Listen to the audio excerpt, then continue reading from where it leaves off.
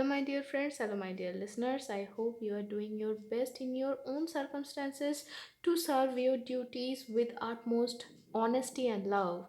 So, let's start the last part of the story, The Man Who Was Enriched by Accident. This story is taken from Bengal Fairy Tales, written by Francis Bradley-Birt.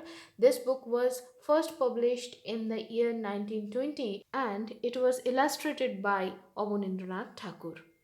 So, till now, what we came to know that by giving a poem, a two liner, our Brahmin, he somehow managed to grab some amount of money, and with this money he went on to purchase something to the bazaar. So what happened next? Let's start.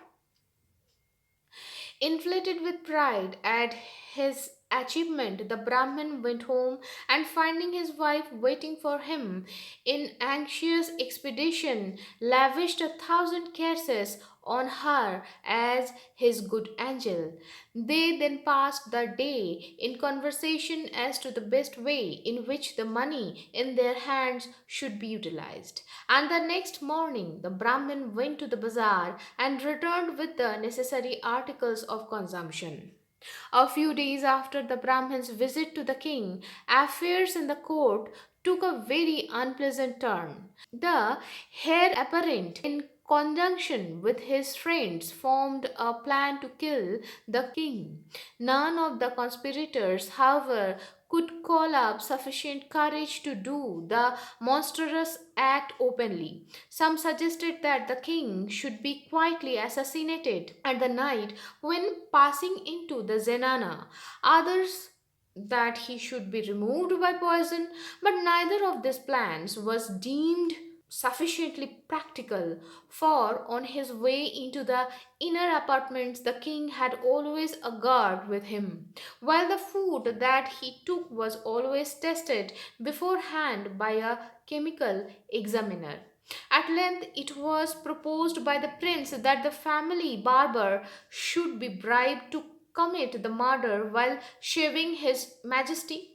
For in that case, the act would be considered an accident and no suspicion would fall on anyone. Next day, the barber was called in, and after a good deal of opposition, he succumbed to the temptation in consideration of the immense sum put into his hands as earnest money. And when next it was his duty to shave the king, he approached his royal master determined to carry out the wicked plan.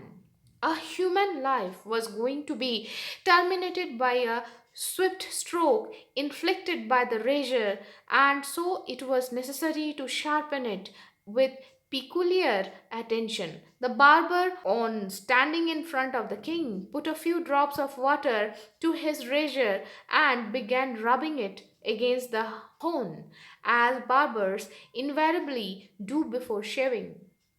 The act reminded the king of the Brahmin sloka, and he said, "You see, barber, that what the Brahmin said the other day may be fitly said by me also on the present occasion.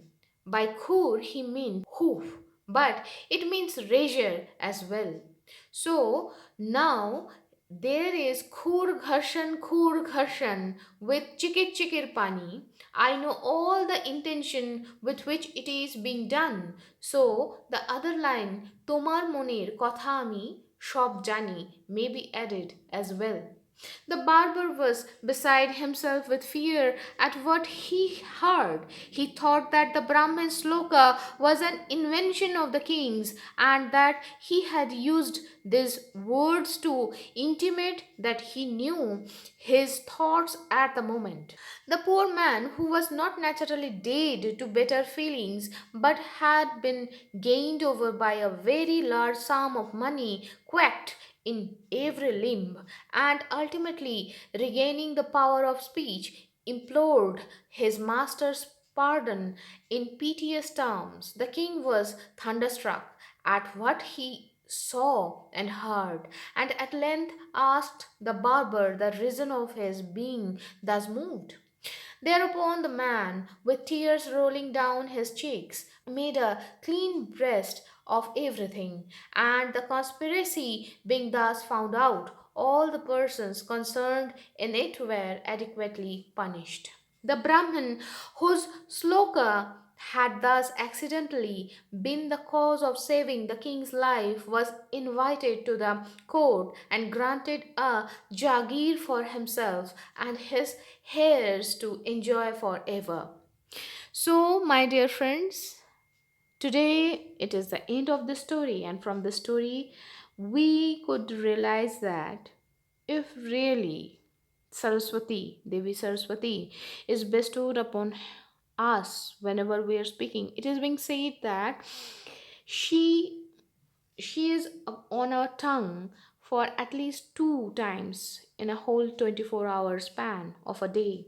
So talk wisely, use the words wisely. So that is what is happened, I presume. So be happy, be jolly, be good, be healthy. Ta-da!